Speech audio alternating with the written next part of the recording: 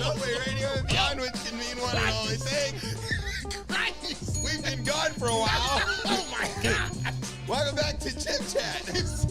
Great. Yeah. Oh my God. This is Chip Chat. Yo. I'm Chip. Who are you, Tez? Yo, you just kind of told him. There we go. Like Jadakiss. Hey. It's raspy over there. That giggle you hear on the other side of the table is our guest this week. Alonatic is here. Welcome back. He's back. Welcome back. You want to be JP or Alonatic today? And it's whatever. Either one of those. I think. It's not whatever. It's one of those two. One of those two. Exactly. I was gonna say I only have two choices here, so right. We can interchange. Can't just make up a new name. No, listen, y'all. I mean, we do could, that all but the he time. probably wouldn't respond to it. It's possible. Man, you just gotta worry about making it up the hill. Yeah, you came out. You came out strong. Hey, yeah. I've been off for 2 weeks. I forgot how to use a microphone. What can I say? Yeah, okay. Have a look. All right, so I should not talk because who knows where this will go. yeah, we have no idea. Yeah. We were off for 2 weeks, which usually means nothing happened. Mm-hmm. Yeah, While we're gone, the world stops. It's great. Y'all are serious? That's That's the way we carry on yeah, with it. Okay. But this time, was it last year or was it 2 years ago we left and then the whole Afghanistan? Yes. Was that last year or 2 years? that was 2 years. That was, I don't know. God, You're the one that knows how to work I'm time. sitting here thinking, You were the one that was sure it would all blow over in 3 Yeah. weeks, and you were right about that. That So- might be, is that 2001? I don't know. Biden was already president. Yeah, it might be So 2001. he gets 2001, and then it's like Ukraine the end of the Ukraine starts 2022, It's in the right? fall Wow. of 21. Yeah, why don't you say 2001? 21. It's the fall of 21 is pull out of Afghanistan, and That's then what it was. Okay. February 22 That's is when Go Blue happens. Go Blue. One of my proudest moments. Yeah, you know.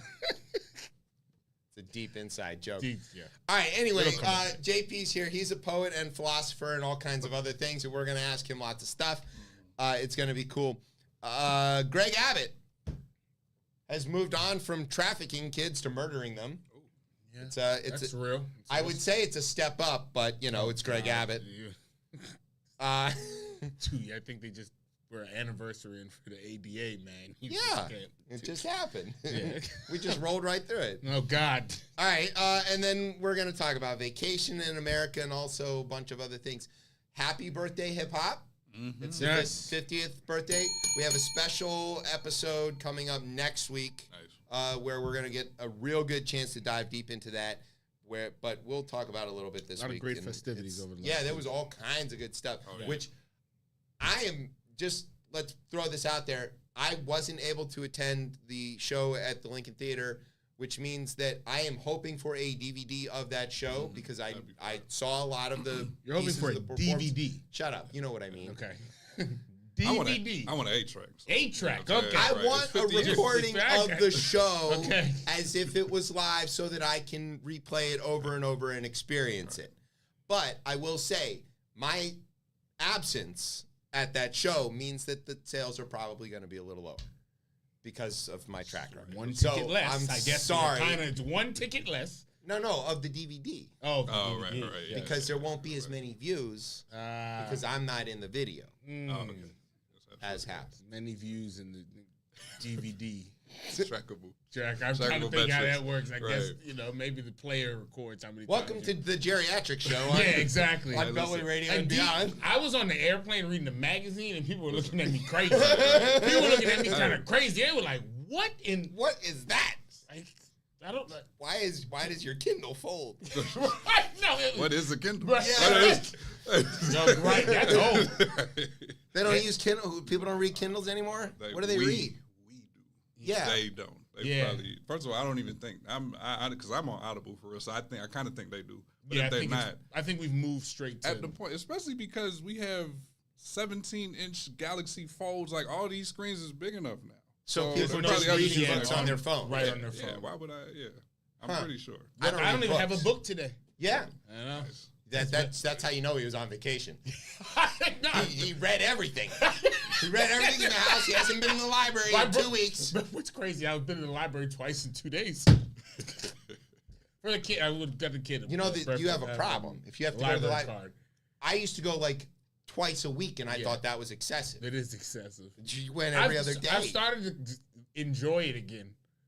I was like, oh, this is a nice place. Now the libraries are insane. They're not libraries anymore. Yeah, they're full on service center. They're everything centers. I think you can get tools at the MLK. Yeah, you can borrow. Yeah, you can borrow tools, and you can. Which is great. You can take classes. Yeah, it's called a community resource. No, Don't worry, Florida's going to shut those down in a moment. We're not here for that. Yeah. All right. So anyway, it's going to be a packed show. It is. Yeah. We got a lot to talk about. No, look, we're only 6 minutes into this intro, so that's great. We're on time. We're sort of on time. We're on time. We're on Tez time. Look. Look, only last time he left before 11:30 was because of who? Because of me. Yeah. Because you got out on time. I got out on time. You and Ye were done. And that will not happen tonight. Don't worry. Sorry. We'll try our best. Just, that's what it is. All right. You got a word? Yeah. All right. I got it. And we'll see if this works. Who knows? It's not going to work. All right. So sit back, grab some. Rust. It's time.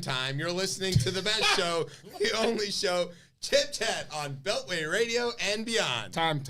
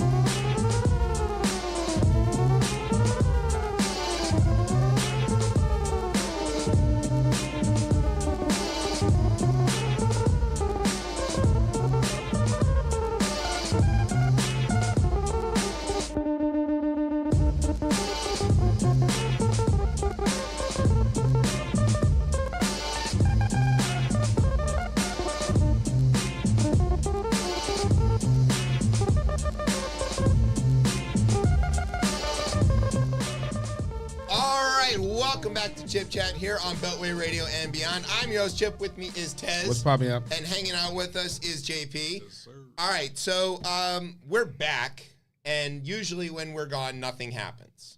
Usually. But this time, something happened that is, I don't know, it's starting to happen a lot. Almost like people are getting numb to it. I'm a little numb to it. Not this last one. Well, this last one, okay, No. The difference is that, like, when I go to turn on the Ali Velshi reads the indictment podcast, it's 16 hours long. Yes. Because, well, all right, let's talk about it. This segment is called Double Indictment Updates. There we go. So while we were gone, we missed the first indictment, which the Jack Smith one for January 6th. Yeah. The heading of which is called Liar, Liar, Capitol on Fire. Yes. Ooh. That's actually how he filed it. I didn't write that one. But basically, this is the federal indictments charges against Trump and Trump alone. Yeah. That match what we learned from the J6 committee. Exactly. Except it also has extra stuff. Okay, so we know that he was involved in the effort to plan the attack on the Capitol. We know that he was involved in the effort to hang Mike Pence. We know that he was involved in all kinds of stuff. Here's a quote. The attack on our nation's Capitol on January 6th was an unprecedented assault on the seat of American democracy, said Jack Smith. It was fueled by lies by the defendant. He goes like hard in this. There is no punches pulled at all. Smith also praised the law enforcement officers who defended the Capitol. Yes, Quote, good said move. They were not just defending a building or the people sheltering in it, but put their lives on the line to defend who we are as a country and as a people. Powerful stuff. Yeah. Shout out to Harry Dunn. Yeah. Yes. And Eugene, what's his name? How am I losing his name? But the guy who like led him on this wild goose chase to keep him away from the speaker lobby for a little while. The charges represent the third indictment. The third. You know, we got, porn stars and documents. porn stars one is a little iffy, maybe. That's it. Okay, the document one is so slam dunk that Jack Smith got bored and went off looking for something else, I guess. He's adding charges in that one. Right. We're up to 91.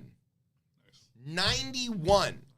It's insane. Somebody mapped that out. That means that the average president has 2 indictments throughout history. They're just all clustered around one guy. That's sick. So John Quincy We don't have Adams, enough, but no, we don't have enough games played for some of these other. No That's one right, else. yeah, No yeah. one else just went out and did enough. it's like why Gunnar Henderson gets the kind of rookie season Exactly. because he only came in after the trade deadline. This is like what it's like. Yeah, so Nikola Jokic and the 11th guy on the Yes. combined for Yeah. 73 points. Yeah. Jokic got 72, and The dude hit 1 free throw. Yeah, I mean, Yeah, so right. I love Pretty it. good. It's a good chart, right? It's- That's why, when people say statistics, they Right, don't the mean numbers anything. can- right. Yeah, you can kind of screw them Outlier. around. Look. All right, so we had the federal grand jury in Miami that indicted Trump with the documents. Yeah. Okay. Then we had the one in New York, like you mentioned, with the porn star. He pleaded not guilty so far in all of these. But he has to, show up and get arraigned Yeah. in each one of these, which it's been kind of interesting to watch how they do that. They're all, smoke and mirrors and, sneaking him in because they're worried about, response or violence or anything. Nobody's showing up. The reporters are outnumbering spectators by a lot, which I think I know why. They seen what happened. Yeah, Yes. They're not stupid. They're They're not- like, hold on, all right, they're prosecuting these folks. 1,000 people are already in jail for January 6th. 1,000. And there are more coming. Not 1, not 2, 1,000. Yeah. Garland ain't playing, No. right? The D.C. Justice system, the U.S. Attorney for the District of Columbia is not playing. The judges in the district are not playing. No. And, we talked about this a lot on our show where crimes committed in the district had this weird thing where, local crime has to get tried at a federal level because it's the district. Yeah. But this also is cutting the other direction here, whereas in Florida, okay, it's being tried by a Florida judge. It's not a state judge. It's a federal judge. But it's still in that state. But in Georgia, which we haven't got to yet, but in that case, it's all being done at the state level. There's no state level in D.C. No. You did crime, you're getting federal. Yeah, it just is what it is. Going to Lorton. No, they closed that. It's gone. But all right. It's long gone. But in any case, this is it. So here are some of the highlights from the indictment here. This is one of my favorite ones here. Smith was unambiguous in the first bit of this because Trump's main defense is, look, I didn't know any better. I didn't know I was lying. Yeah. I was just saying stuff. I was aspirational. Sorry, officer. I didn't know I couldn't do that. Hey, I have free speech to ask the bank to give me all the And money. that's in it. where it goes. But you can't start conspiring against the bank to get the money. That's funny That's how the you thing. You mention can that. say it. The defendant spread lies that there had been outcome determinative fraud in the election and that he had actually won. These claims were false, and the defendant knew they were false. Smith cites examples, many previously known, this is thanks to Liz Cheney and all of them and the J6 committee, of those around Trump directly informing him that his claims were false and that his schemes were dubious. They include Pence, top Justice Department officials, top White House attorneys, and campaign staff. Smith cites how on the eve of December 14th, all right, this is not January 6th, December 14th. This is the deadline by which all the votes have to be certified, okay? Trump aides declined to put out a statement about the move to advance alternate slates because none of them could, quote, stand by it. One top official called it, quote, a crazy play, so I don't know who wants to put their name on it. An advisor labeled it certifying illegal votes. And you know what's going to happen to those folks if they did that? They'd be right along with all this right now. Well, they're unindicted co-conspirators right. in this one because Smith wanted to streamline this. But we know who they are because of the way that this thing was worded. So we know that Giuliani's one. We know that Jeff Clark is one. We know that Meadows is in there. We know Sidney Powell's in there. And we know my favorite one, Kenneth Cheeseborough, which if there was any question about how to say his name, that is settled. It's Cheeseborough. Not Chesborough. Not Chesborough. Not Cesborough. Not. It's Cheeseborough. Cheeseborough. Because That's his name. There you go. It's a great name. It's a good name. Kenneth Cheeseborough. Of course, he's around the rats. Of course. Right. That's amazing. It's a whole city. It's a Cheeseborough. Need to go to Exactly. break on that right. So, like, Cheeseborough is sort of important in this, though, because one of the things that we didn't know from the J6 committee, but that we did learn from this indictment, is there is a memo. These guys crimed on paper. So smart. Why? Do you crime on paper? I did once. I'll Did tell you? that story off air. Okay. Actually, one time. I mean, never in my life, even at the lowest level of, like, Yeah. conspiring to steal some extra candy at the trick or treat, did I write down, hey guys, go left, I'll go right, see you at the candy, memo. Right. No. Cheeseborough wrote down how to try to advance alternate electors, and then also wrote in the memo, this is going to get struck down in court. It's not legal. There it is, right? But it doesn't matter. All we need to do is create the confusion and then get the Justice Department to say that there's confusion and They'll then go attack in, the yeah. Capitol by violence, all in the memo, and say, hey, look, there's a lot going on. We can't change presidents at the moment. Very classic coup stuff. It's not like he... Yeah, the simple coup. He wasn't looking... He wasn't going deep. Elaborate coup. Simple coup. No. Very standard, Yeah. sort of like Middle European... Chaos and pandemonium, Yeah.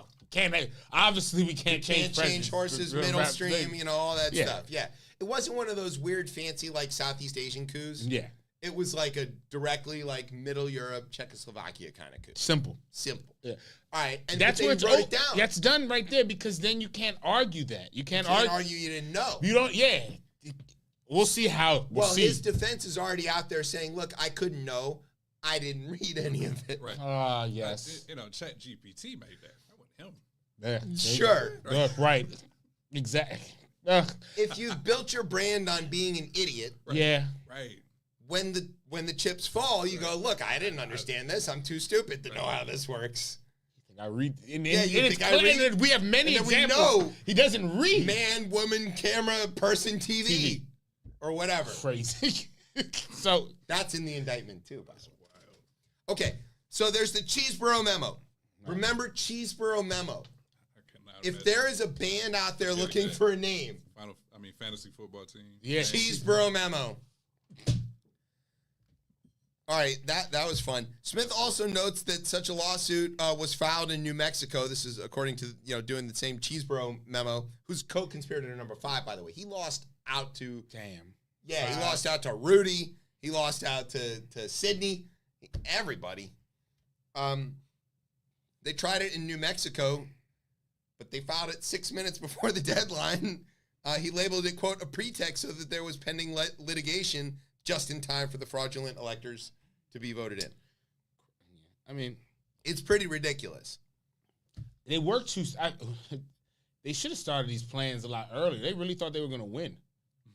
I don't know that they thought they were going to win. You could have went like you would have if you'd had like an actual plan. You probably could have been a little more skillful than this. I mean, I've said this before. We've said this a number of times on the show that one of the things that has protected the country from the worst possible outcome of a Trump presidency is their utter incompetence. Yeah. These people are too stupid to execute on their awfulness. Yo, they don't move like And they can't because they they can't late get and a anybody dollar short capable. always. Yeah, it's like when you've got that really shitty player at the court who's always trying to pick up players for his team. Yeah. And you're like, he's like, yeah, man, I got next. You want to be on? Nah, my legs feeling like, and you wait it out, right? And this guy, he can always field a team, but they just get walloped all the time. That's exactly what we're looking at. And he can't get anybody competent to work for him. Look at what happened, right? Kelly walked, Priebus walked, all these guys, they took one whiff of this and they're like, yo, this smells like burnt cheeseburgers. Right. Damn this country. Yeah. Damn it. Out of here. I can't. There's nothing we can do here. Right. And there's no guardrails strong enough. Yeah. What did Tillerson call him? A fucking moron. He was like, this guy's a fucking moron. I got to get out of here. Early on. Yeah. He didn't need a Cheeseboro memo. Yeah. So their incompetence saves us yet again. But yeah, could they make a plan? No, because they probably didn't know any of this stuff ahead of time. No. And they were literally making it up on the fly. Eastman and Cheeseboro were making up the legal justification for the coup in real time as they learned Someone's new writing things. in the College Law Review a new article about how you can be a dictator in this country. You can be a dictator in this country. All you have to do is keep also doing some of the basic shit that you need to do Yeah. to get reelected. Right. There are people who have been governor of their state for eons, Yeah. where they don't have term limits, and the people like them because they do deliver some services, and they also run corrupt machine organizations. Right. And that's fine. Americans are fine with that. 100%. We're sort of like, Yo, as long as we're getting the trains on time, Right. it's all okay. you know, he had a chance. He had a chance with his response to COVID to All go he had to to do become was become the king. He People literally would- had people- to do people would- nothing. we They would would have have been sit- like, yo, get that FDR amendment out of there. We want a third term. Exactly. It would have been insane. It would have been insane. Look at W. Yeah. W went from being an absolute joke to tragedy befalling him, Yeah. and him having enough sense to Ro- get the fuck out of the way Yeah. and let the generals run the thing for a Yeah. little while. And everybody's like, you know what? I don't like the guy, but I got to rally behind him. Shit, Rudy rode that all the way to the Exactly. Four Seasons landscaping. There it is. Four Seasons. They And the said dildo store. they said damn the war veteran in 2004. They said damn the war veteran. They said we're running this back. Not only that, but like then they doubled down on that. Yeah. POWs are losers. Yeah. They got captured. Right. I mean, so many chances, but he can't get out of his own way. It's probably because his feet are too small to support his, weird shaped potato body. And he Oblong. just sort of like, It's very oblong. people talk about Biden falling up the stairs. Trump's Yeah. literally falling into Cheeseboro memos. Okay, so that's indictment number one. That happened while we were off. Actually, that's indictment number three. One of two That was that we three. were off. Or three happened? No. But That was number three. That was number three. It's one of two while we were But off. what happened this week, Yeah. which is our lead story, Yeah. happened in Atlanta. Yeah. Well, suburban. Well, Atlanta. Yeah, happened in Atlanta is the Atlanta. seat of Fulton County. Yeah. Fonnie Willis. Yes. Okay. Interesting thing I learned about Fonnie Willis this week. You want to know what I learned What's about that? Fonnie Willis? Well, why would I be saying something? Why would I care about Fonnie Willis? What would make me like Fonnie Willis more? She's a graduate of Michigan. You're on the right track. She's a fan of the Washington football team. She's from, yes, she is. She's from D.C. Oh, wow. Okay. Well, okay, technically she's from California, but she moved here in Okay. first grade and grew up here in D.C. and then went to Howard undergrad. All right. And AKA, shout out to D9. That's right. Okay. So all right. It's enough. you get a D.C. connection, all of a sudden I care a lot more about you. There we go. Yes. That's All right. enough. That's enough, right? At the- I was like, I was at like, the all right. corner, right? First grade, yeah. My wife has learned this game. If I ever go, hey, so-and-so where they're from, she knows the answer is D.C. Why else would I ask? Why I would wouldn't we care. care? I wouldn't even care. I literally All right, fair. wouldn't care. But, okay, so Fonnie Willis, Washington, D.C. native, Fonnie Willis, we're going to claim her. We're taking Yeah. her. Well, that's right. Leveled 10,000 counts against It's a lot Donald. of I mean, it's a lot. Christ. But it's not just against 9,000? Trump. 18 other people. So Nice. and the reason that we want to talk about this is it's a bit overlapping with the Smith Right. January 6th because it does reference the false electoral stuff that happened in Georgia. But there's a big difference in strategy here. And I have to think that they are coordinated because little bit. these things can't not be, right? Yeah. The state and the federal government. Exactly. You have a state charge in case he figures out a way to get himself pardoned on the federal. He can't get out of it on the state. And you do it in a state where the governor hates his guts, Yes. which we did find out later, which is coming up. In foreshadowing. And a prosecutor who's in love with the RICO. She's in love with that. It's not Uncle Rico. No. It's calm down, Napoleon. Yes. But so the thing that happened in the Smith case was he could have indicted several other people, including Cheeseborough and Giuliani, but he didn't. He went for the streamline. One person, right? The other guys are unindicted co-conspirators. And as is the federal government, probably is the best strategy because you're prosecuting a former president. Right. But also you want to, every time you add a defendant, now it gets harder to seat a jury. There's more lawyers that can throw motions. It just makes the whole situation slower. Smith is built for speed. He wants to get it done. And he also, I think, is using the unindicted co-conspirator aspect of it to see if he can put some pressure on these guys to flip. Fani Willis, on the other hand, takes the opposite approach. She's going to charge everybody involved, knowing that it could drag out forever because it's backup. Yeah. Right. Should he win, the trial is still going on. Right. There's still a lot of other people. And the flip side of the you're not indicted, maybe you want to flip aspect is, hey, you are indicted and you're going to go to jail.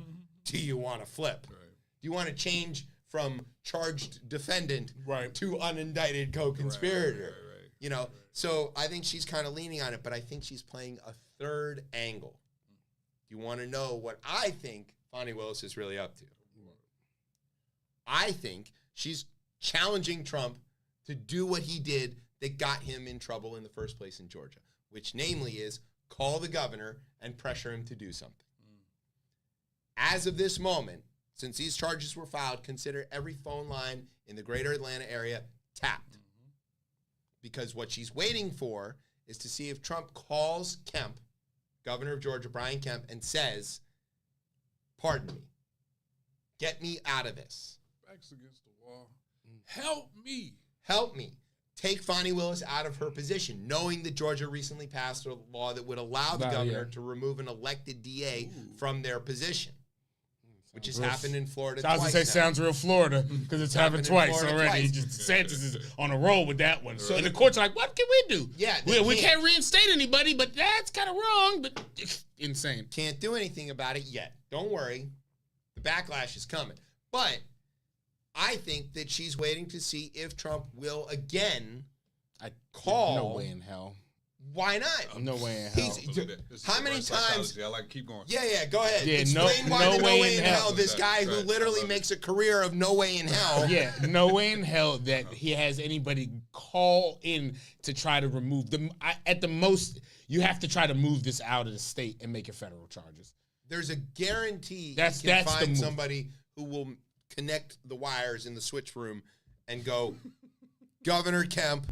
This is me. Yeah. This We're is trying it again? Like, no way in hell. 100%. Computer blue.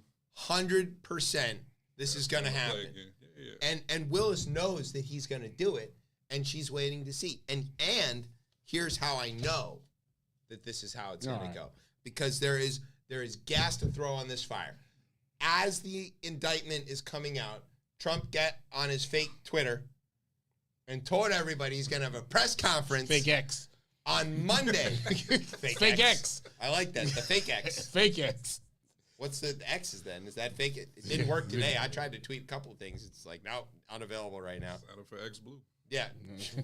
X Blue. That sounds like one of these spaceships that let you go kind of in space. Sounds like dick pills. X Blue. Yeah. That's hilarious. Right. Amazon. Yeah, nothing. I'm sorry, it's rusty. All right, so It's a week, so you yeah, exactly. What the hell you want from me? So Trump got on his fake X. Fake X. And he tells everybody that there's going to be a news conference. I don't know what he called it. Brian, do you have the tweet? Can you throw it up there? And we can see, because there was a response. No, there was a tweet. They're still called tweets. Truths? The truths? No, the truths are called truths. Okay. There was a tweet that from quoted. X. All right. Yeah. An X tweet. You're the tech expert here. Yeah, an I'm expert. You're an expert. That's crazy. Wilding right now. All I'm not learning new shit. So that's all I'm doing. There we go. Yeah. That just shows you the age of our show. I'm not learning. I'm not learning new shit. That might be a show I do on here. I'm not learning new shit. Where people bring new things for me to try to learn about. Nope, that's too complicated. I'm not learning new shit. Well, somebody showed me a PlayStation controller, and I was like, that's got way more buttons than an N64. I'm fucking done. I'm not learning when that did shit. they show this to you? 2000? 1997. Oh, Shut up. 2000? I didn't learn. I didn't get no Xbox either.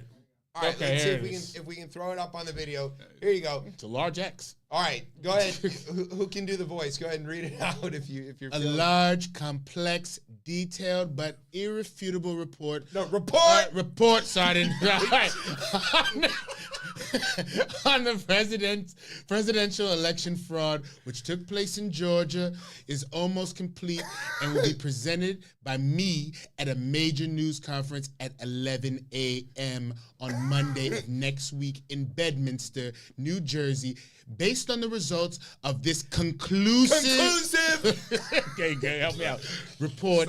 All charges should be dropped against me and others. I don't know why I said others. Me like that. first, though. You gotta start with me. First with me. There will be complete exoneration. They never went after those rigged election. Right. They only went after those that fought to find the riggers. Riggers. That's real close. Riggers. It's got hard ER. 2 hard R's. Thank you. That's right. Thank you. There's no question in anybody's mind what that word was, right? Yo, a lot of people just got indoctrinated to become riggers. There's a bunch of welcome everyone.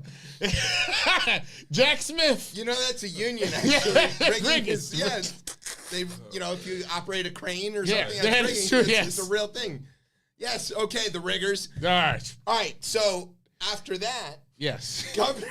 After that, Governor of Georgia Brian Kemp posted that and a response.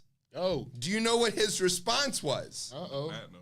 It was pretty substantial. Brian, do you have the Kemp response? Let's see if we can get that up there. It was not gentle. As a Georgia man. Yeah, no, he didn't write it that. He didn't even do the sort of southern dignified.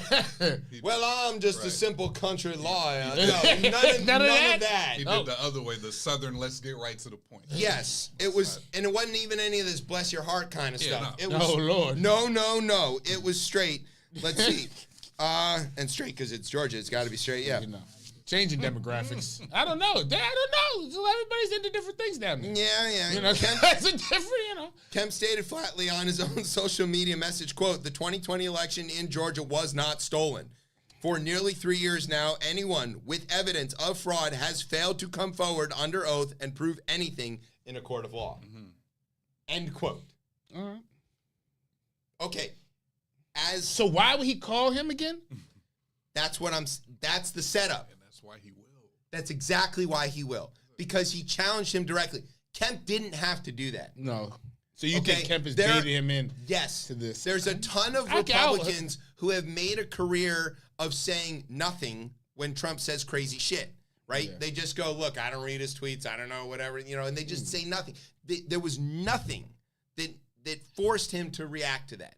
Not one thing. And also, keep in mind, that election that Trump says is bullshit is also the same election that Brian Kemp won in a damn landslide. Which is also the same election that Ossoff and Warnock also won. So it's like, it seems like in Georgia, democracy's working. It seems like it's working despite the best efforts of people to make it harder and can't give people water in line or whatever. But somehow. But it's still working. Right. And Kemp's tweet even said something about keeping voting accessible in Georgia, which I thought was pretty funny, but also direct. Right. Okay. He didn't. That have means to respond. one Sunday you black folk can go vote. Right. One Sunday. One. Not all the. But 6 leading up to the election. He won in a landslide. He's safe in his seat. Yeah. He does not have to respond to this. If he has national ambitions, which I think he does, he could have just said nothing. But he didn't. Him and Raffensperger both came out and said, this is dangerous. This Right. is not true. It's wrong. It's bullshit. It's dangerous. Stop this stuff.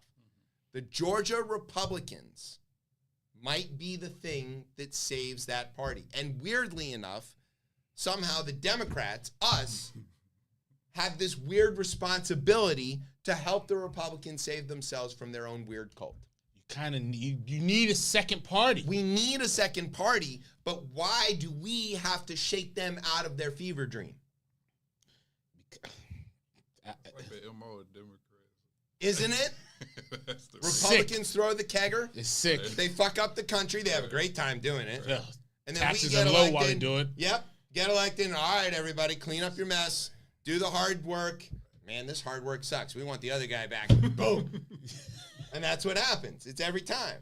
You know, this last one was kind of like, it was even worse because it was a black guy over in there. Yeah, it was exactly. That kind of is. You know what? Not just a kegger. No, Meth party. Yeah, exactly. They said, wait, things are changing around We're here. cooking meth. No, yeah. While mom and dad are away. Yeah.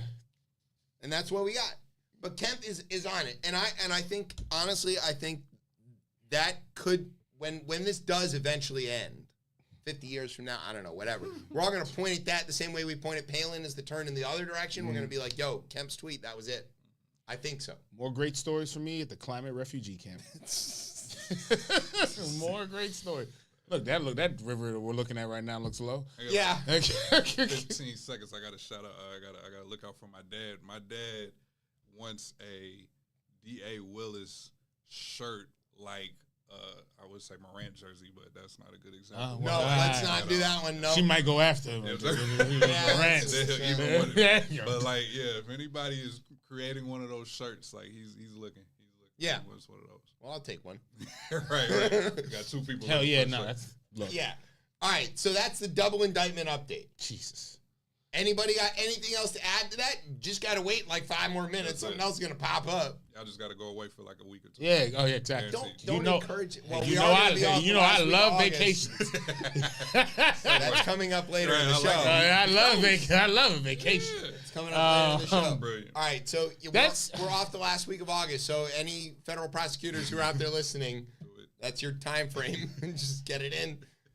This is, I mean, hey, welcome to Banana Republic. You want to know? We're here. No, welcome. We are, because yeah. I was watching. We put on the slacks. Nice. We were at the shirt. I was watching your folks, the BBC. Yeah.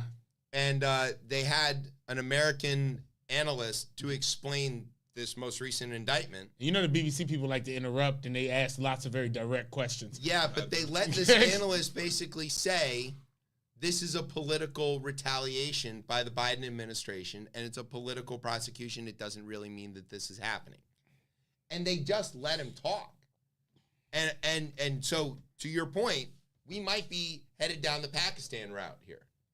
Like, but again, if we go down that route, so be it. I mean, you can't. The country has failed. You can't have. The experiment is over. But the experiment is over if a guy gets reelected. Oh, that's where it falls. Not just the experiment is over. You can forget it. Greenland is getting swapped for Puerto Rico tomorrow. It's not. That remember that was a thing. Does everybody forget I thought that? no. He wanted to trade Puerto Rico for Greenland. He was like, "Yo, can we buy Greenland?" And Greenland's like, "What? No, idiot." And he was like, "Yeah, I'm gonna buy Greenland. Would you take Puerto Rico?" And he's like, "Who is he gonna trade it with? Denmark? They're not gonna take. That's not how that works." He thought he's the owner of and then he wanted to talk to the president of Puerto Rico to figure out why he didn't have a better response to the hurricane. That's when you have your tin cup hand on one ear and you put it onto the other ear. That's right. And you listen to yourself. That's because you are the president of Puerto Rico.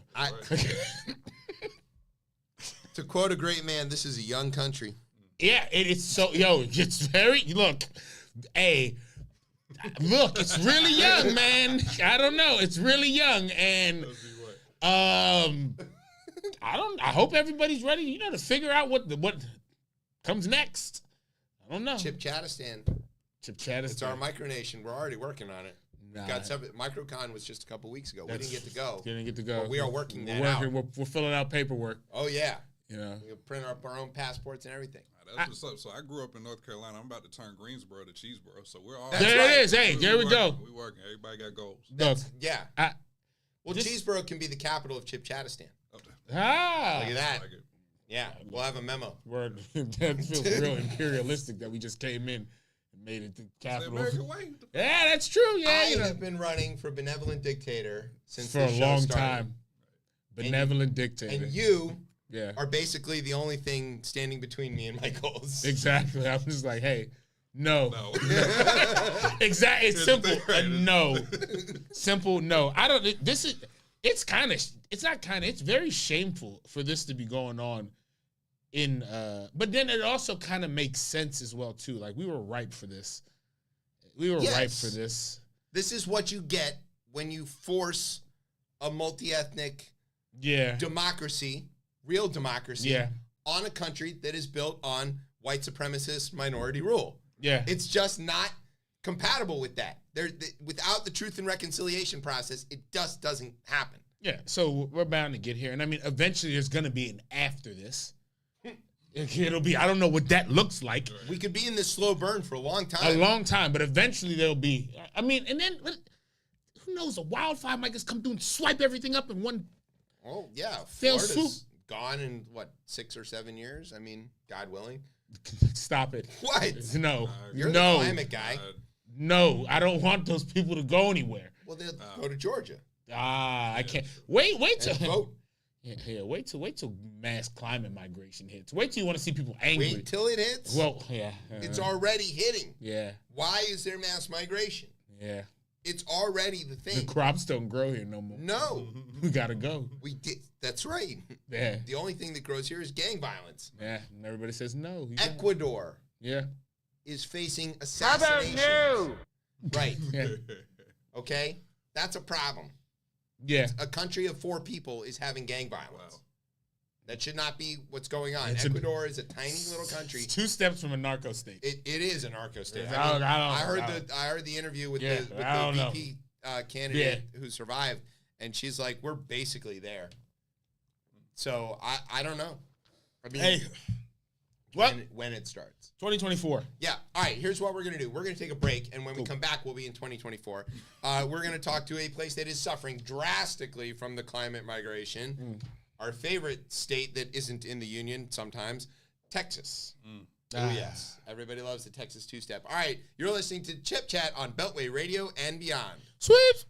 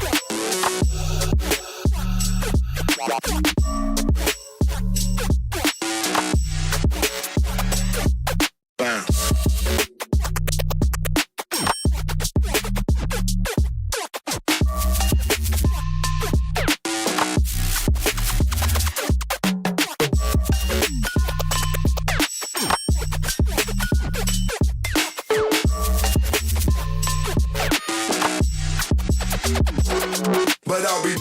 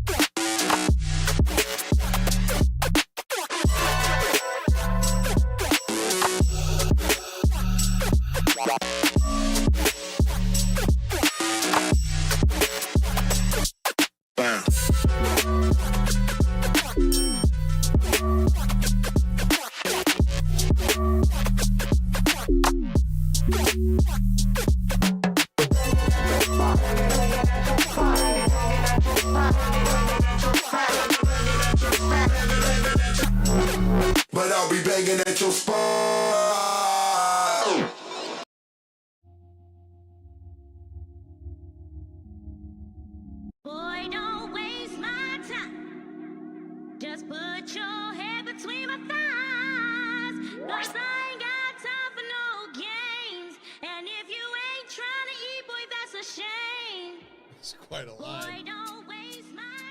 All right, welcome back to Chip Chat here on Beltway Radio and Beyond. If you just caught the end of that, Words to live by, I guess. that is a hell of a record. Right. Brian, who was that? He's checking. Yeah, I'm checking. Prior to that, it was Liminal with the by Detox unit, and just now it was Fonzo giving you that hard 14. Okay, whoa, all right. Well, 14. Hey, good God. That sounds dangerous. Impressive. All right. Hey, R. Kelly wanted to be on the remix. Yeah. Yo. God. All right. Well. Nope, not touching that with a 20-foot pole. Yeah. He already did. Yeah. Oh, give us a bell for that one. Jesus Christ, why are you so slow? You have one job on the show. I was You laughing. don't write the show. I was laughing at it, and I had a follow up, but it was, All you gotta do. I got caught up laughing at it. That's why. That's what happened there. That's what happened. Good God. JP, you can come back anytime, man. Yeah, exactly. Look. We'll get you your own bell. Yeah, right. There's the shitty bell around here. No, that thing gone. doesn't work. Oh, it's finally out of here. All right, so now we've come to a part of the show called the Texas Rundown. Okay. Which, if we were real newsmen, it would sound a little something like this. No, it won't. Never mind. Yes, I love it. That's twice we've tried it. It's not going to happen. All right. Now we've come to a part of the show called the Texas Rundown. This is where I tell you about some stuff that's gone on in the news. Yeehaw! All right. Dateline, Texas. A child traveling to Chicago as part of the state's migrant busing program. Can't do that after this story. Now I remember the story, and I'm just like, that was terrible judgment. No. Because I'm laughing at that, at the doo-doo, and it's not funny what we're It's about not to say. funny. What happened is the Texas busing program has finally killed somebody. And it's not that the bus ran him over. It was a kid, a 3-year-old, who was on one of these buses that Greg Abbott is sending to Chicago, of all places, as a way to inflict migration on a giant city that can easily handle it, I think. I don't really know. Shout out to anybody who hasn't heard of Immigrants in Chicago, which has like the largest Mexican population of any central city in the country. Also, you know, Polish people are native to Chicago. Like, Yeah, right. They just sprung up. they just popped up there. Right. How does any of that? All right, whatever. So, Greg Abbott, conveniently using the kneeling buses, sends the kids and their families to liberal cities that he wants to inflict the pain of the border upon. Having been unsuccessful at killing children with his barbed wire buoys, he's figured out how to use buses. So he put the kid on the bus. The kid died on the way to Chicago. That one lady bled out with the buoy, though, and her baby. So Yeah. good, you know. Okay, so he's been somewhat successful. kind of. Yeah, well, you know, 2 steps forward, 1 roll back. So after the kid died, everybody's like, yo, this is a big problem. Also, human trafficking, also a big problem. The Texas Department of, I don't know, Emergency Management, TDEM, said, quote, every bus is stocked with food and water, which are distributed on board and make stops along the trip to refuel and switch drivers. Migrants are allowed to purchase provisions. Provisions, yeah, purchase provisions. With what? With their $4 an hour 14-year-old job. Yeah, they don't have job. They just got here. Oh, they didn't get hired yet. No. He also said you could hop off the bus at any one of these motherfucking stops too, which was crazy. That's true. It does say that. No, listen, slavery's a choice. Right. Hey, wherever Ben it stops, Carson you can said get so. off. Get out right now. The first stop, as long as it's not Texas, which I'm sure the first stop is never within Texas. Technically, that's a safe third country because it's not Texas. That's true. Okay, so, kid died. Since April of 22, Greg Abbott has been busing migrants to Democratic-led cities across the country, which he has said was intended to provide relief to Texas border communities. Sure. Recently, Abbott announced that over 4,600 migrants have been bused to Chicago in the past year. It sounds like a lot. It's not that many. I know whose economy is going to be thriving. Yeah, Chicago. Yeah. That's 4,600 new customers and 4,600 new workers. Yeah. And eventually 4,600 new voters. Thank you. Yeah. So, like, this whole weird stunt that a lot of Republican governors along the border have been involved in, right? Arizona's done this. Texas has done this. Florida? At least he sends his migrants to Martha's Vineyard. But no, he sent some to Chicago too, and he sent a bunch here. Yes, a bunch. He loves sending them to Kamala's residence at the observatory. Right. Yeah.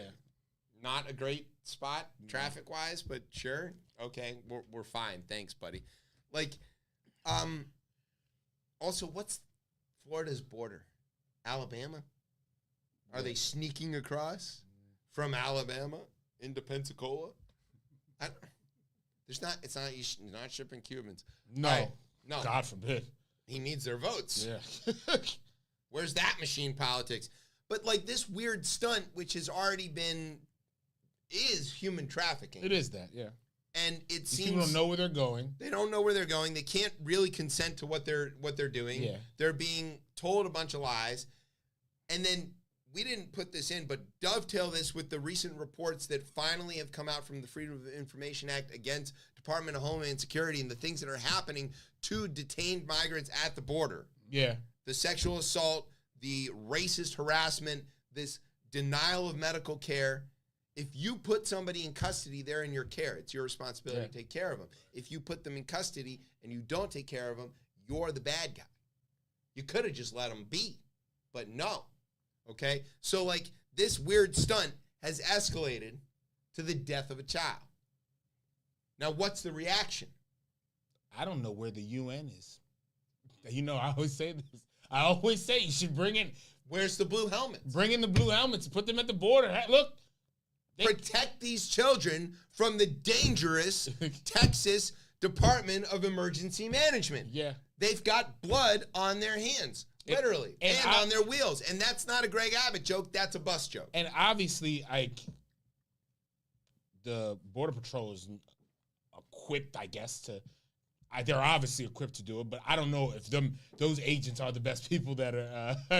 I don't know if that's our best and brightest that we have down there from some of the reporting that's still happening. Or they're infiltrated by the cartels or any of this other stuff. I mean, the whole thing is racist on its face. I mean, let's just call it what it is. It's racist on its face. But it also doesn't make sense economically. Our birth rate is near zero in this country. We need people. The day we figure out comprehensive immigration reform, everything I say everything gets better with the economy. People will be upset. The economy's already in pretty good shape. Yeah, but I'm just saying it continues to move because you have an influx of people. You want to eat China's lunch? Yeah. Get some people. Yeah. Get some customers. Get some workers.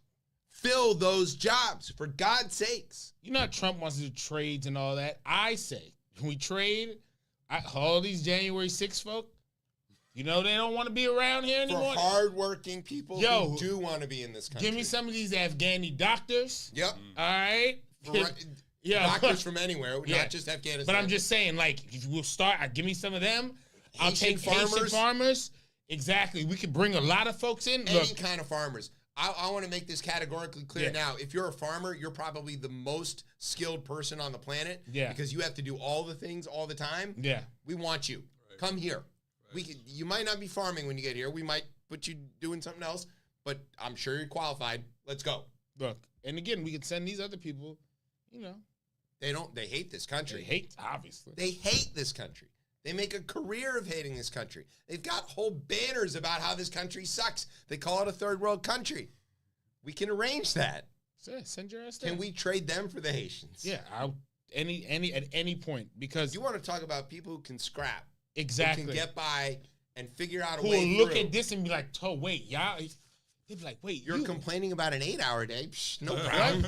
Got you beat." They'd be like, "Hold on, and you're white. You had a head start, right. Yeah, and you still white." And you wonder, okay, you know what? Seriously, Ray Suarez was here talking about, China's economy is only growing at 6 or 7%, and they're feeling the pinch of that. We could be at 6 or 7% if we had a little help from the rest of the hemisphere. Right. Yeah. And they're all right there, ready to go.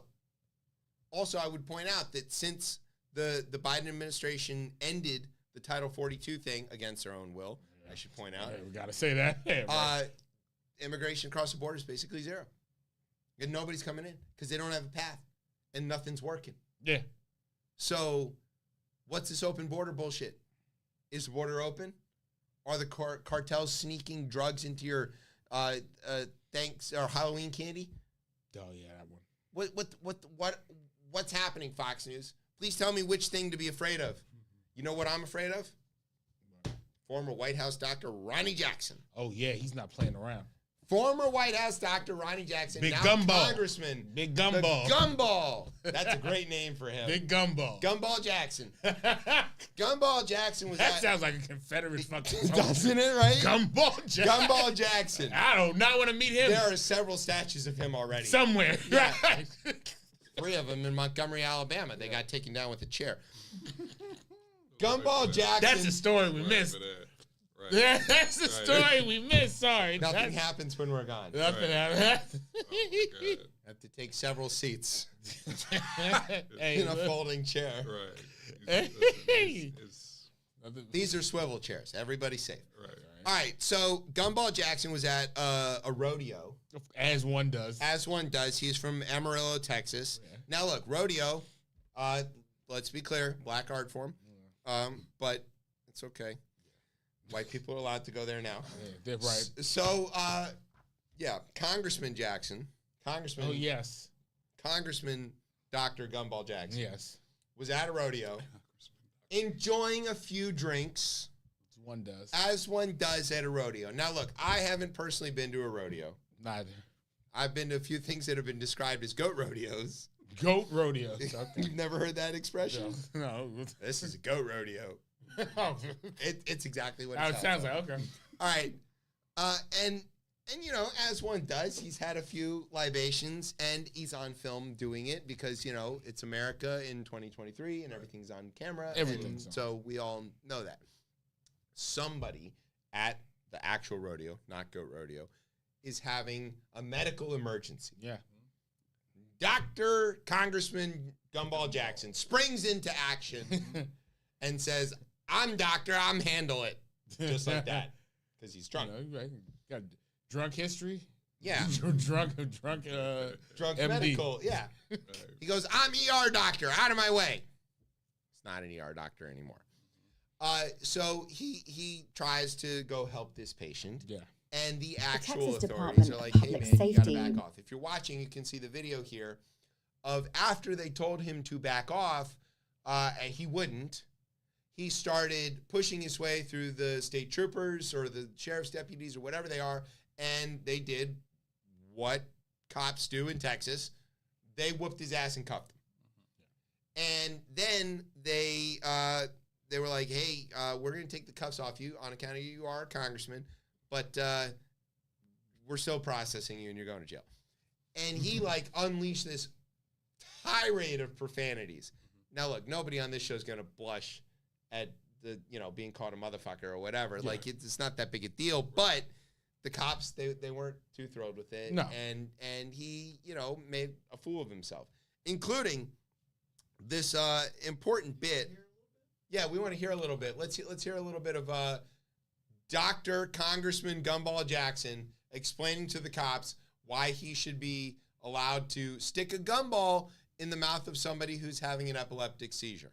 But I got EMS coming on scene. I got multiple parents. Nobody was there yet, though. Yes, they were. No, they weren't. They were just rolling up as I was standing there. Jackson previously served as the White House physician for presidents, describes Jackson's behavior that night as aggressive and threatening, and says the congressman repeatedly ignored warnings to get back. You and I got to agree. I was just trying to help, dude. No. Okay. And it has nothing to do with who I am or what I do. I was in the ER doc, man. Okay, let me speak. I know you were there to help, right? But I got EMS coming on scene. I got multiple parents. Nobody was there yet, though. Yes, they were. No, they weren't. They were just rolling up as I was standing there. Jackson Trying to help. He said he was trying to help. He was going to put a gumball. Here's the quote. This is one of my favorite parts. It's a really great quote. The congressman later told Terry that his attempt to care for that he was attempting to care for the patient. He thought it was safe to put a gumball in the patient's mouth as a way to elevate her blood sugar. But in an exchange included in the report between Terry and White Deer EMS provider Kimberly Thomas, Thomas says that the gum presents a choking hazard to patients who are having a seizure, and that most gum is sugar-free and thus would not address the low blood sugar. Because, he's a doctor. Right. He knows better. Right. His people released this incredible statement. That's I need this. Congressman Jackson was not drinking. That's the first few course. words. Let's establish that. Yes. First of all. And was prevented from giving medical care in potentially life-threatening situation due to overly aggressive and incompetent actions by the local authorities present at the time of the incident. These Republicans hate the police. Again, he was asking to help the teenager when no other uniformed medics were present. That's right. Congressman Jackson, as a trained ER physician, will not apologize for sparing no effort to help in a medical emergency, especially when the circumstances were chaotic and local authorities refused to help the situation. Right. And let's be clear. Even when the authorities show up, they're not him. They're not him. They're not the authorities. You know what I'm saying? He's the They're authority. Not gumball. Nah, he's Right. not gumball. Doctor. Now, there's this phrase that comes to mind, Okay. to me, and help me out here if you have also thought this. Why didn't he just comply? Yeah. I wonder about that. Yeah. Yeah. Yeah. Like if Rodney King That's all he had to do. just complied, Yeah. He just wouldn't have why didn't he just comply? Right. Gumball. They were so nice to him, too. Right. They made a big deal about how little he was drinking too. His people kept hitting on. The deputy ordered Jackson to step back. According to Deputy Alexander, Jackson pointed at Deputy Young and said, "I'm gonna beat that motherfucker's ass." He then later threatened to call the governor and get them all fired and stuff, which was great. Yes, great. There we go. He was Barry O's doctor. Yeah, he was. That's how close we came, guys.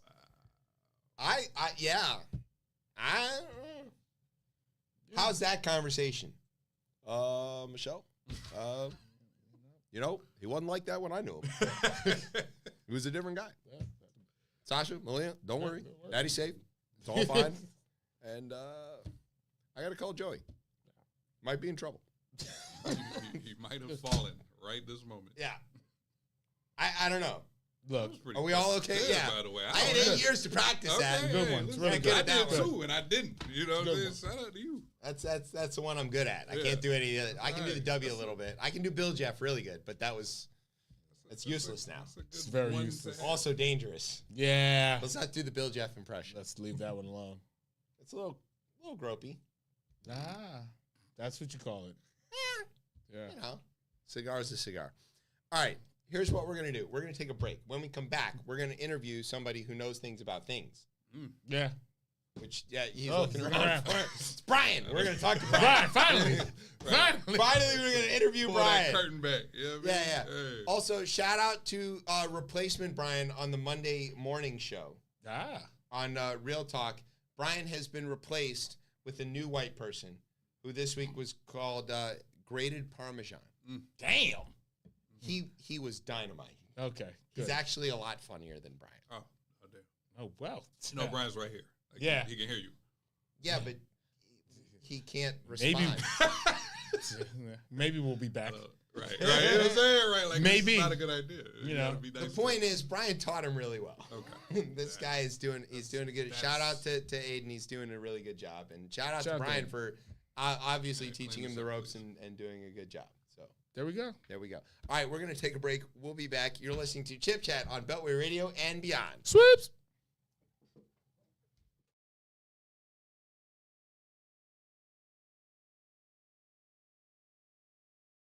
You die! Murder! Government documents! And I walk out and everybody goes, Albert,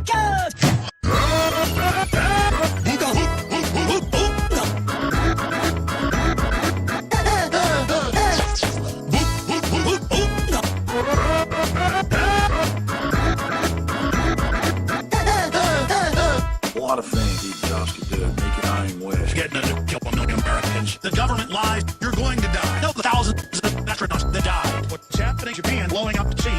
You will line up and they will rope you and your family. Pain, judgment, war, GMO, death, destruction, disease, fire spreading, ants, rotten bodies. Alex, Alex, Alex, Alex, Alex, Alex, Alex. And slack.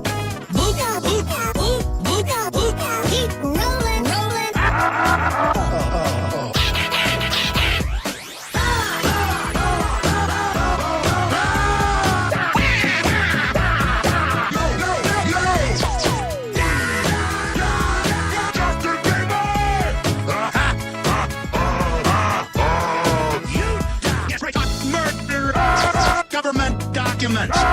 And I walk out, and everybody goes, Alex. All my fans are happy. Whoa. Why is my shirt off? Whoa. Nazi scum, filth, trash, garbage, smack.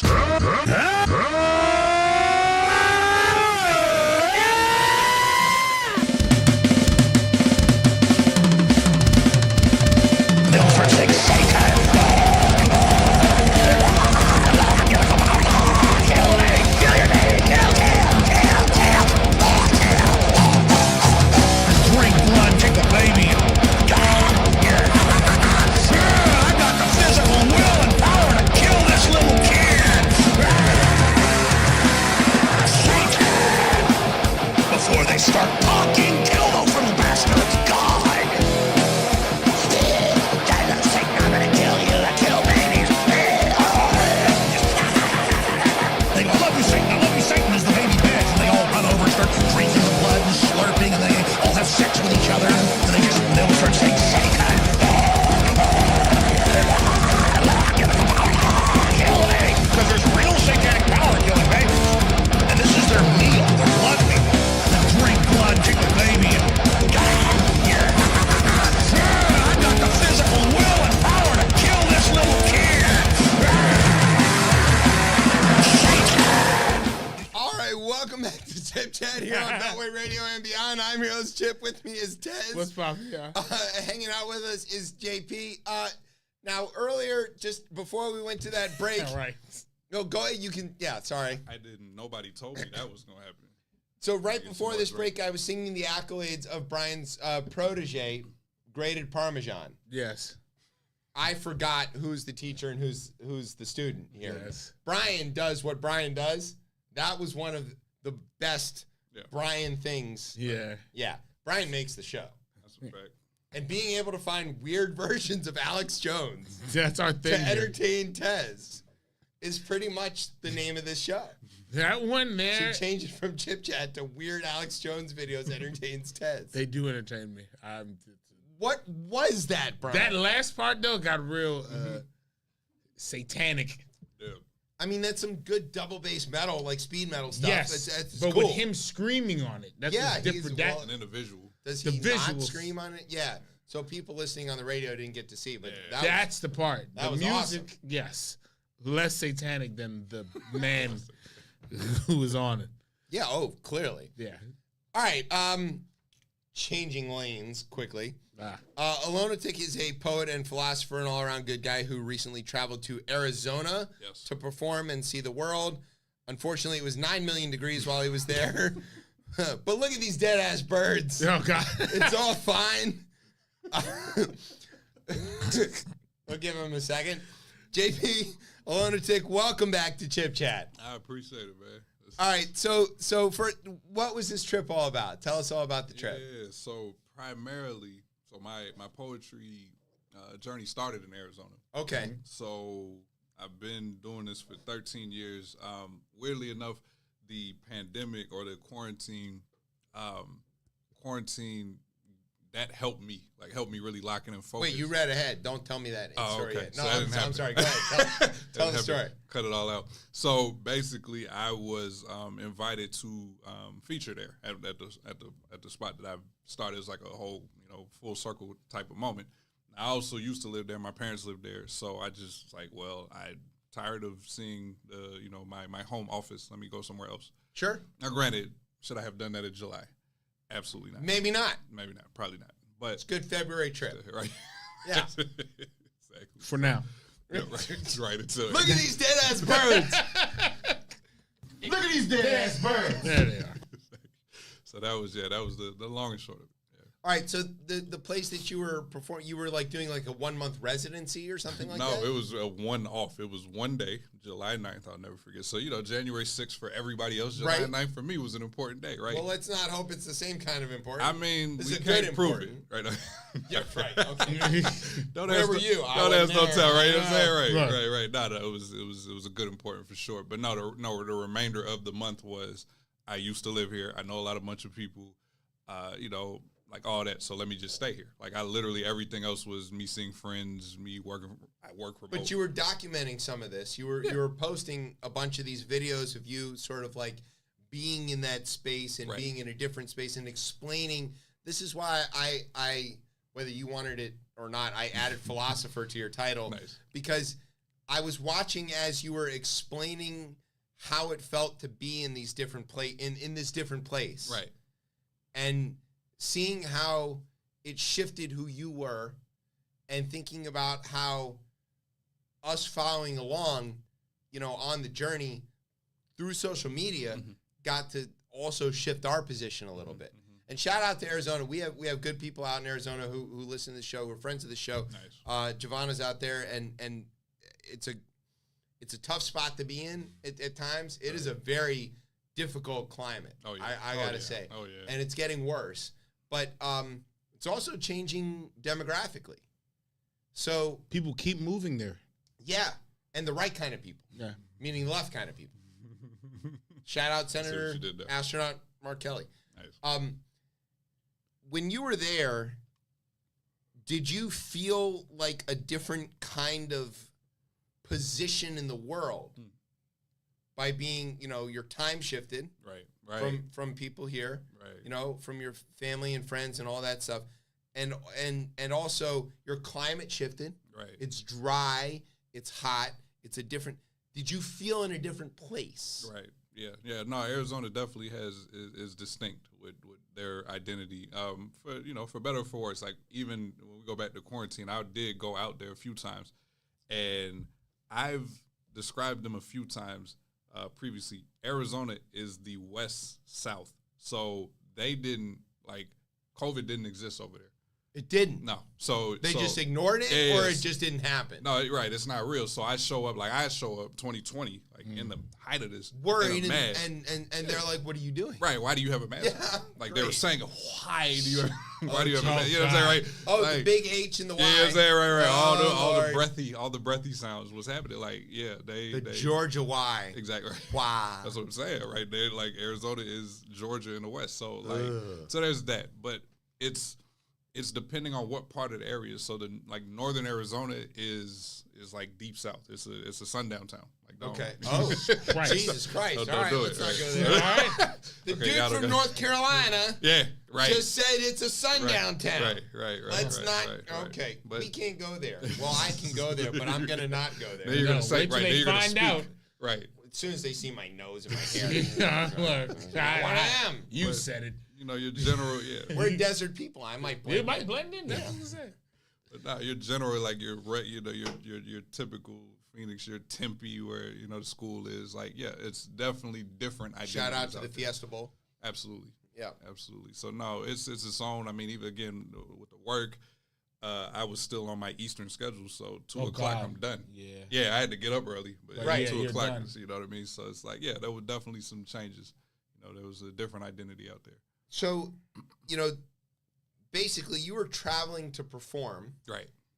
Do you find that being a performer has opened a lot of travel experiences for you? Oh, 100%, because now it's what I get to attempt to do, and I'm eventually going to actually do, is turn every, vacation into an opportunity to basically fund the trip.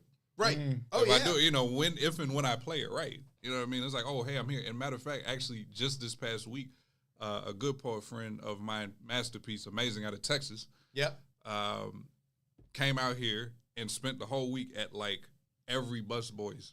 Basically. Sure. So it's that's what poets are very good at doing, because they're not mumble rappers, so you just get Right. to show up, be horrible, and get paid a lot of money. They're actually good, but have to grind. So she was at multiple shows in the time frame. It's I'm here, I'm gonna go pop in here, pop in there, and make this trip worthwhile at the end of the day. You know what I mean? So I know several musicians who do that, where they basically they plan a trip, right. then they find a place where they can get a couple nights, Right. And then the trip is paid for. Right, just parlay it hey, I'm here. Can y'all bring me here? I'm here. Sure. And even speakers do that. Yeah, I got I'm one of my his artist name is Backpack Jeff, but he's a really an entrepreneur that just so happens how I know you as a poet, but he's so much more than that. Right. And that's one of his things. He'll parlay hey, I'm at this school. can y'all? I'm at this high school, this college. I'm at this community college, and this college, right? It's the same thing. I mean, when I was booking shows, one of the things that I relied on was what we call for booking is routing through. So if I know that so and so is going to be in Baltimore and then they're about to be in Richmond, hey, can I route you through? You know, let me get a Wednesday night out of you at Chief Ike's. Shout out to Chief Ike's, not there. Shut up! Don't call me old. You're old. But can I route you through and get a night? You know, so you can pick up a couple $100, and I can book a date, and you can get a night out of it. So you don't have an off night, and that's a tremendous way for artists and venues and stuff to work together. Win-win. Yeah. So that's really kind of amazing, and that brings me to my next question: is do you think the pandemic, when it curtailed traveling, made the art experience different for 100%. people who wanted to see it? So it made it different, and it's everything is perspective. Some things better or worse. So what the pandemic, besides time to sit and back and focus, and for me that actually is what it did. But it also connected me to New York, connected me to the South, connected me to out West, and that's so shout out to the Yonkers Writing Group, who ends up now being really a virtual group. Like most of the the people that started it are in New York, but like we got like 3-4 people out of the DMV. You know what I mean? So it's like they might be the best 3 or 4 people. I'm not. He said it again. I'm not a partisan or anything, but you said it again. But I'm like not biased. You don't know them. You know me, right? There you go. Right. You're not biased. With your fake hat. My fake hat. Your Expos hat. You guys get in the lead. We got for the first time in a long time, and now everybody question my fidelity. A fake. Watch hat. me watch my bad team for like the last 30 years. Oh, okay. The Nationals have been great. Yeah, shut up. All right. Anyway, go ahead. Yeah, absolutely. No, but that's what that did. And I mean, for me, like again, like I have a tech background, IT background, so like the remote work and the that's connecting no problem, across right? the world, it was already wherever. there. Right. So everybody else, a lot of other people caught up, and it was just, for that. Again, I always say, like, I didn't need a bunch of people to get sick and, all those, but like the slow things down, like step away from the craziness of, American capitalism, that was some good there. One of the sort of interesting things that happened with the pandemic and art, the way that I experienced it, was in a way, it got a little more intimate because either you would get small shows where everybody was like outdoors at somebody's back porch or whatever, right? Or you would get these sort of virtual shows where it was an invite, right. And I remember specifically, shout out to Substantial who was there at the Lincoln Theater for the hip hop event. Right. He did an event for Kwanzaa during the pandemic. And it was a thing where, like, if you had the link, you could tune in and be part of the celebration and stuff. And he was reading, and he was performing songs, and he was doing all kinds of stuff. And not a lot of people had the link. It was still kind of new. People were kind of new to this thing. And, for those that were there, it really felt like it's a one-on-one. Right. It really felt strong, And, like, even for us, we started without ever being in the same room. Yeah. Because of the pandemic. And it feels pretty intimate, I think, and it's parlayed into whatever this is. I don't know what to call it, but like so it's interesting to think about. Did you do any of those like sort of like hyper local house show things during that time?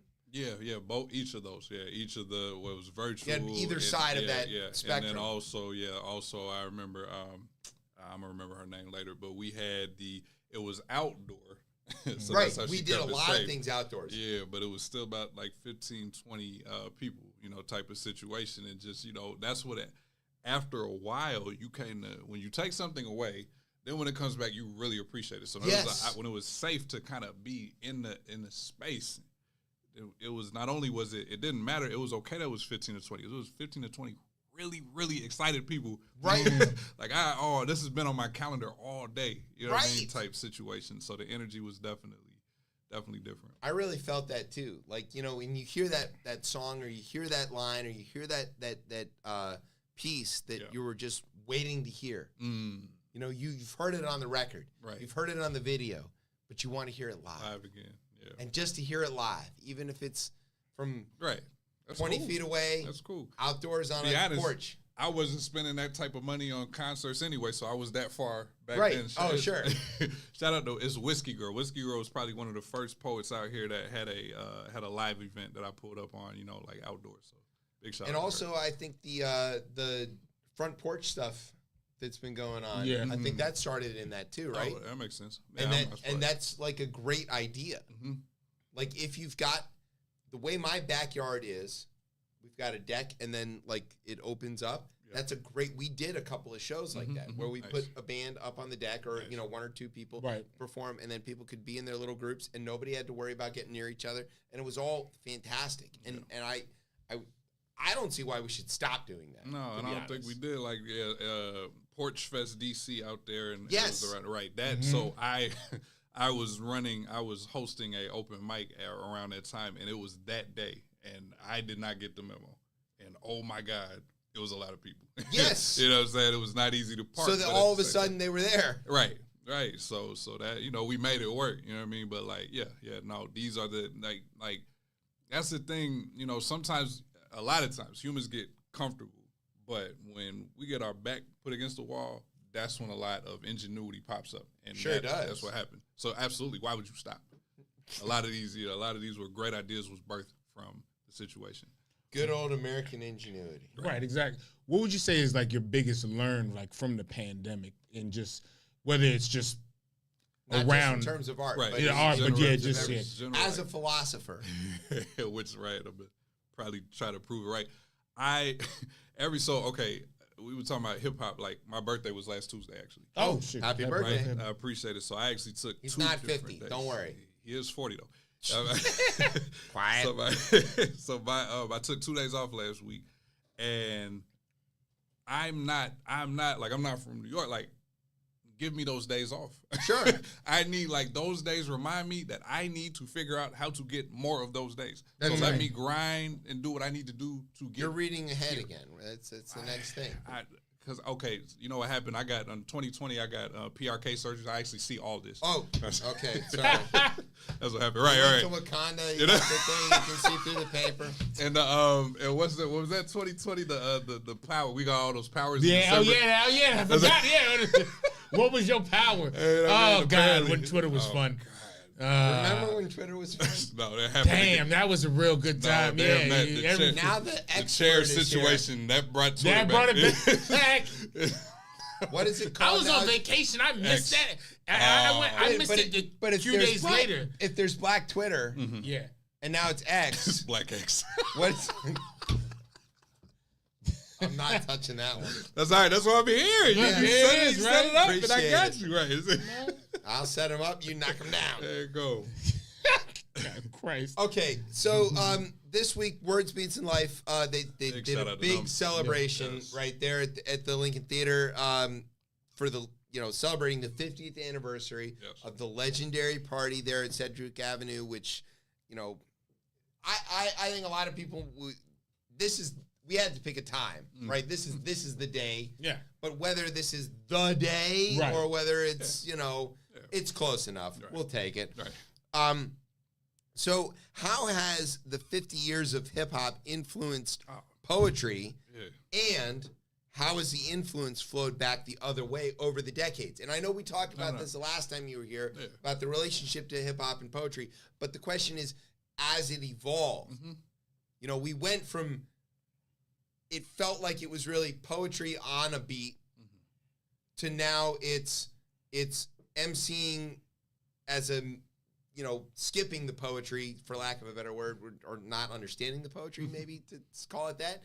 And then the way that flowed back into influencing poetry in performance. Right. Is that a fair question? Yeah. It's a long question. No, it's all good. Like they both they definitely feed into each other. Of course, you have the situations where one doesn't acknowledge the other or respect the other and all that. Like, of course, that's We're no not problem. getting into that fight. But there are, I mean, like, so I'm like in the past 3 years, 2-3 years, I'm super huge in a battle rap too. Oh, yes. And so all of these art forms respect the other one for what they can do. You know what I mean? Like, you can't talk to me the way they talk to me, and then I'm dapping you up in the end. Like, we're going to. Not only yeah, are we but gonna that's fight really fight every time we're I gonna see fight you. right there. We're like yeah, in the but middle it's of so clever, man. No, it's right. It's so it is. clever. Right. And what I've really gotten to appreciate is they really have it. So poetry, hip hop, battle rap has integrated wrestling. Yeah. They're not really like it's like ESPN. Yes. It's like the people on talking about sports. No one really cares. Yes. They're just here to perform. It's entertainment. I promise you, I love this. By the third, not only by the end of we're dapping each other up. We're going to drink. We're going to celebrate. Yeah. But on the third round, they're like, "Hey, close us out, man." Like right before the third round, my third round starts, and I'm talking crazy. He's like, "Go, like, do you like?" We did it. Like this is one of those. It's all fake. Very much so. But there's also like almost a defined cadence. Yeah. To the battle rap. Yeah. And it's like that. Right. Da. To the point where even when you're unorthodox within the same category. Yes, it's very defined. Yeah. So it's at the same time, incredibly clever. They have come up with some things. And comedy is a huge part of that. Yes. Performance. That's what's so good. The roast comedy aspect of it. Yes, I watched them to learn how to deliver it better. Yes. You know what I'm saying? Like their theatrics. I love it. I'm going to an event. We have a very premier league, our society battle league that has events in Fort Washington. Okay. And they are like completely directly tied into that URL, one of those, one of the premier. So like we get to see top-notch, top quality, like right there. As it's happening. You know what I'm saying? Exactly. So when's that next event? So it'll be this Saturday, the 19th.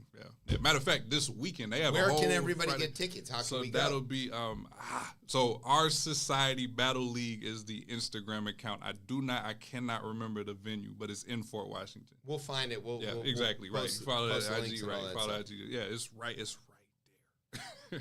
All right. Brian's going to get mad at us if we try to take a break and do the rest of the show. So you want to just plow right through? You better plow right through. All right. So I know. Exactly.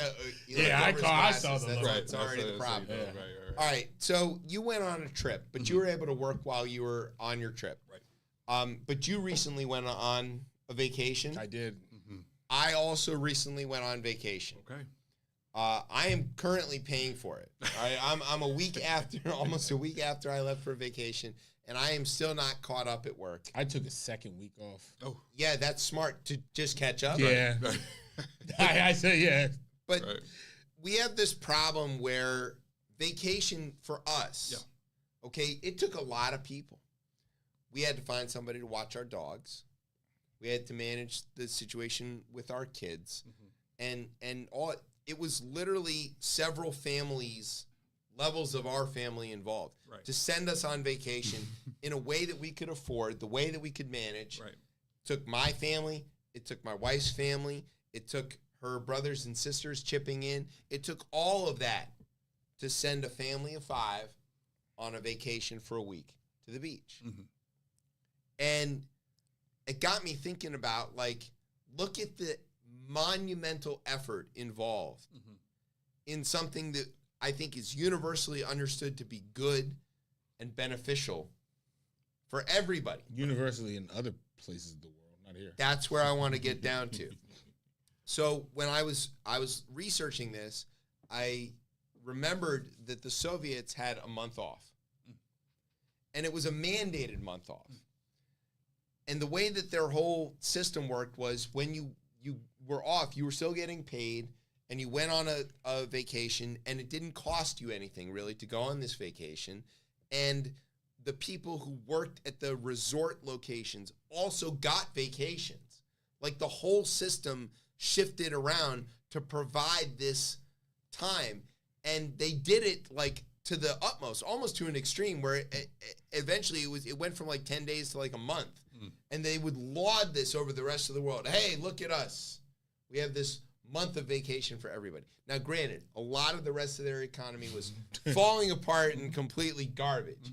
But this idea of time off seems like it's important. It makes us all better at our jobs. It makes the economy more productive. And the act of vacation is economically valuable. Going somewhere to spend money. Yeah. So the question is, how do we make a family vacation something that is accessible to everybody so that the whole greater economy benefits from all of these things? It shouldn't just be for the salaried workers who can take the 2 weeks off, Tez. You know? Yeah. Some of us have other things that we got to do. And not only that, but like the work doesn't stop. Does not. So how can companies build a workforce that is resilient enough to be missing somebody, whoever they are? They're important. Obviously, if they're there, they're important to the company.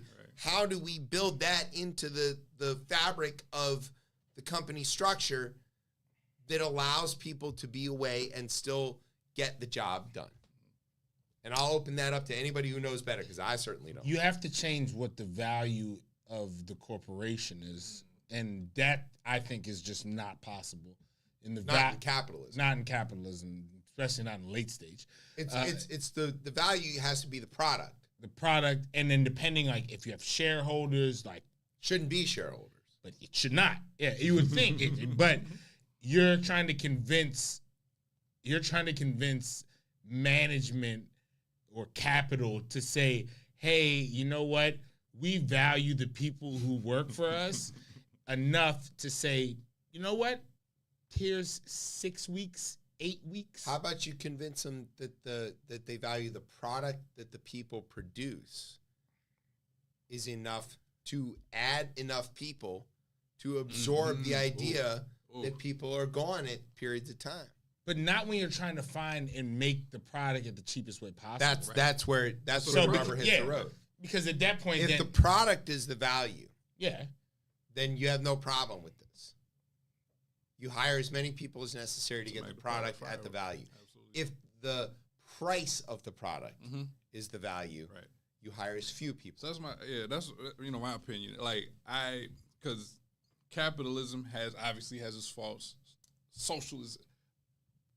What the problem is how people implement all of these systems. There's no perfect system, because if the humans decide to come in and think, how do I make this only work for me, and at the expense of everybody else that I have involved, then that thing is going to be a problem. So it's like, I would shout out, I would actually name my company if I didn't have a marijuana shirt on. Yeah. But like so we're not going to do that. No need to do that. No need to do that. But like they actually do this right. Like they do care. And it's like, and there's a few other companies like that are realizing like you don't have to be an asshole to bring out, to bring the maximum effort out of your employees and to bring profit to the organization. Sure. It's possible. Like a lot of people don't know that it's the case, or they only grew up knowing like I gotta intimidate you. I have this title. I gotta hold it over you.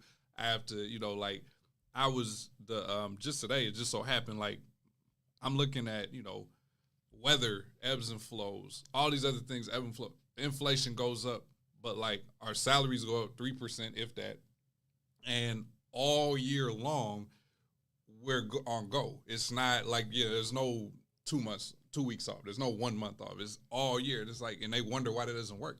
Nothing else. Right. Nothing else works that but way. But for some reason, this has to. And I don't know why it doesn't work like, you know what I mean? So it does seem to me where if we were thinking in a more collectivist attitude, okay, we can't use the socialist word, so we're not going to do it, but a collective attitude that there is a benefit to everybody being well rested, recharged, ready to do their work.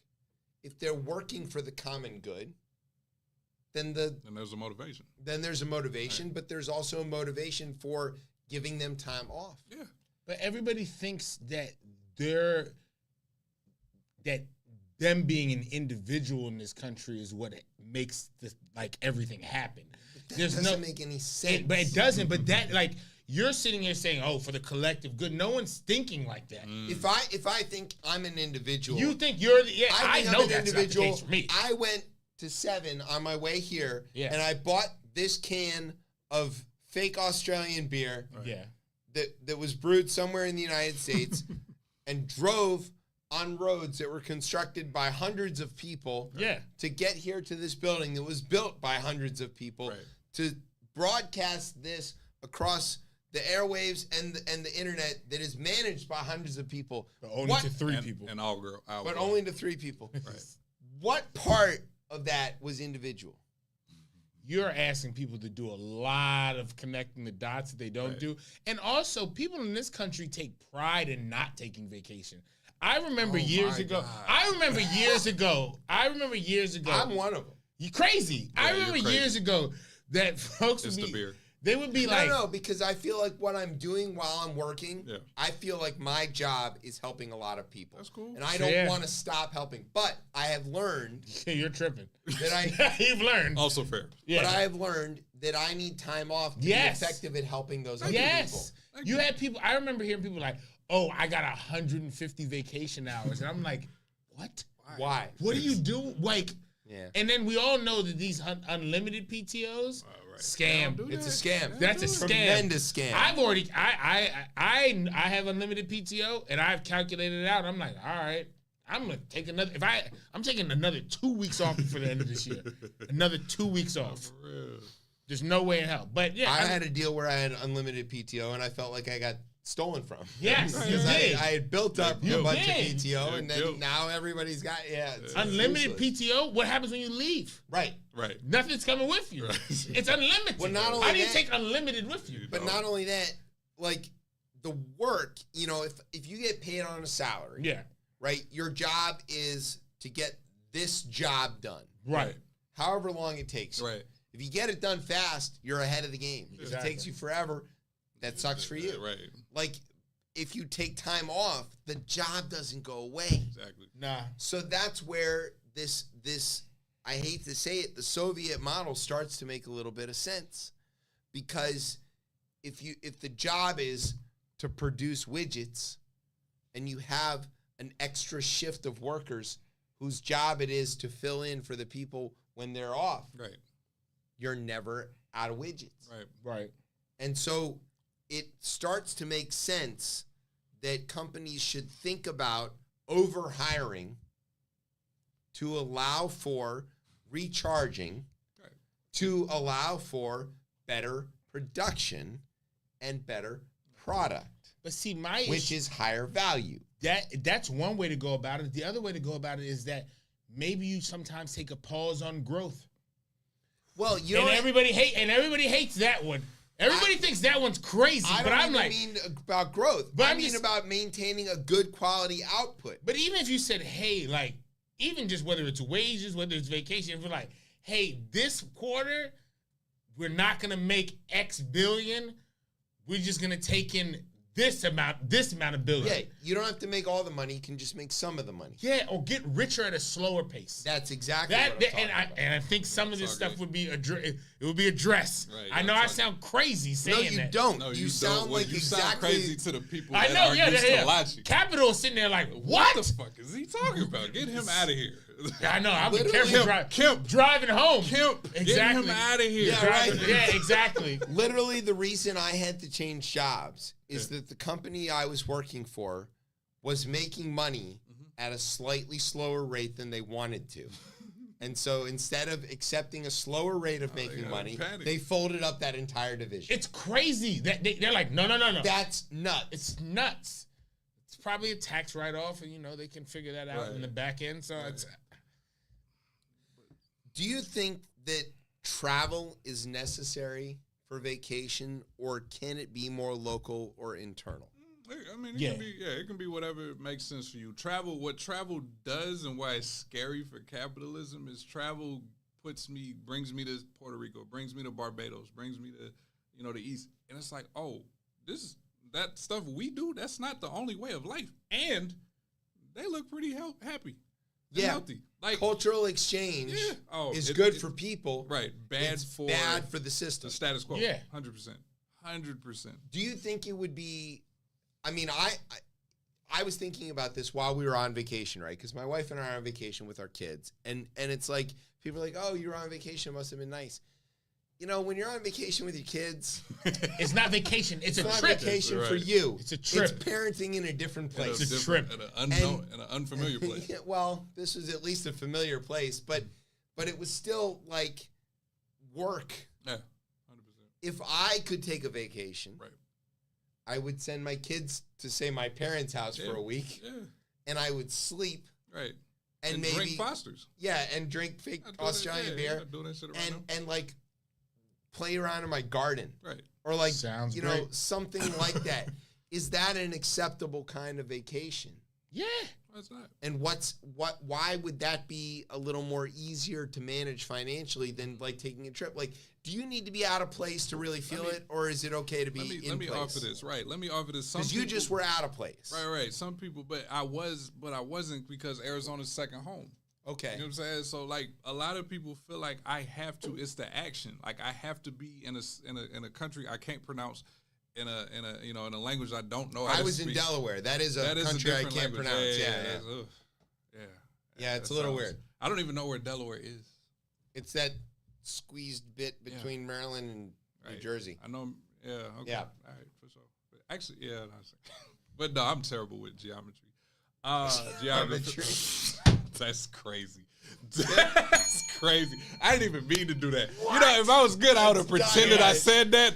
There's a bar. Nah, I'm wilding. That's a good one. That's great. It's a good one. There it is. We are not Brian. That's Black box. crazy. Anyway, we're going to just pretend I didn't say, well, nah, fuck that. I did It's say live that. right You know what I'm saying? Right? It's Sorry. it happened. Fuck it. So it's like people act like you have to go somewhere to get the feeling of what going somewhere has. And I'm like, how do I get that? That's why staycations are very important. Like, there's in the DMV, there's a whole bunch of places I've never been to. Tons of places I haven't been to in my own city. Right. Never. You don't even have to leave the city. Yeah. So it's like, no, we have to figure out how to get the I feel like you should do everything in your home city first before you're allowed to go to the next one. Right. And people are not going to do that. Like Pokemon. Yeah. Is that how Pokemon works? I don't think you can go to the next board. So you finish up what's happening. If in one city. Pokemon Go would have been set up that everything was local, then that would have happened. Because I mean, people was losing their mind. It was that is true. Yes, that is a good point. Everybody was. That cost Hillary the election. Do you think so? Pokemon Go to the poll. Yeah, that's what she said. Arrogance, but it's okay. We're not gonna get into that. Right. Anyway, all right. You got anything to add to the vacation thing? No, I think Brian's gonna yell. Yeah, exactly. I think you should round work. George Santos's campaign aide, who impersonated Kevin McCarthy's chief of staff. That's a lot of words. Was charged with wire fraud and identity theft in a federal indictment unsealed on Wednesday. Wow. Yeah, basically he had somebody pretend to be dumb Kevin's chief of staff and ask for money, which the people gave. And then, it was all a scam because it's Santos. Or what's his other name? I don't know what he Anthony. Performing name. No, right. Yeah, whatever. His drag name. Mark Anthony. All right, combining Tez's love of coffee and booze. Yeah, but I don't like the coffee booze together. Well, you do like coffee. I do. And you do like booze. Yes. All right, so Dunkin's got hard Dunkin' coming out. Oh, God. I mean. And it's made by Sam Adams. Of course. Of course, because it's Dunkin'. Yeah, of course. So everything in New England is made by Sam Adams. Interesting thing in this article, I found out that their number one product from the Boston Beer Company, it's not Sammy of Twisted any tea. kind. It's the Twisted Tea. I work for a design firm who did a lot of, like, there was so many Twisted Tea Do you think it was before or after Twisted Tea became the preferred weapon against racism? Nice. This was 2018. It's right around that time. Right around that time. Yeah. My hand is in a Twisted Tea commercial. On Instagram somewhere? Because it surpassed Truly, which was their biggest selling product before. But no, Twisted Tea is number one. And it's been around for a long time. Right. And there's some Wawa videos up there where they stole my idea, talking about where I was like, yeah, you got to gas them up. And I should have never given that idea. Right. Twisted Tea. Defeating racists. Hey, 124 at a time. That's not why. All right. Brian loves flying cars. Okay. Yes. He wants us to have these flying cars, and he's made a big case about how, they're going to be safe, which neither of us believed. Right. Yeah. Because if people crash regular cars, Right, they're we're going in to the card, air. a flying car, Right. and then it's going to fall on Right. people. And they're going to be drinking Twisted Tea. Of course they are. Yeah.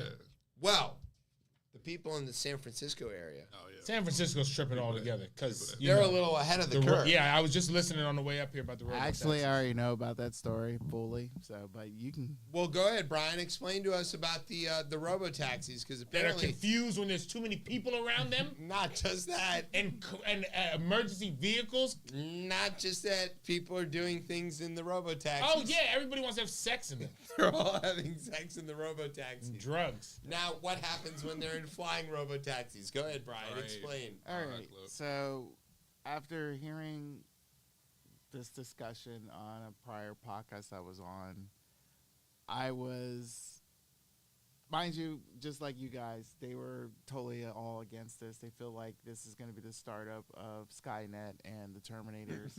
Well, we didn't say any of And- that. Well, that's how they We were believe. just worried about things falling. We're gonna on need a people, but Skynet. Sure. Yeah. Right. I was about to say, come on. Yo, But this man is good. here's, with this, I think the one thing that a lot of people, I probably, hopefully, if we get to the discussion with the two people that I had the discussion with, there's a reason for this.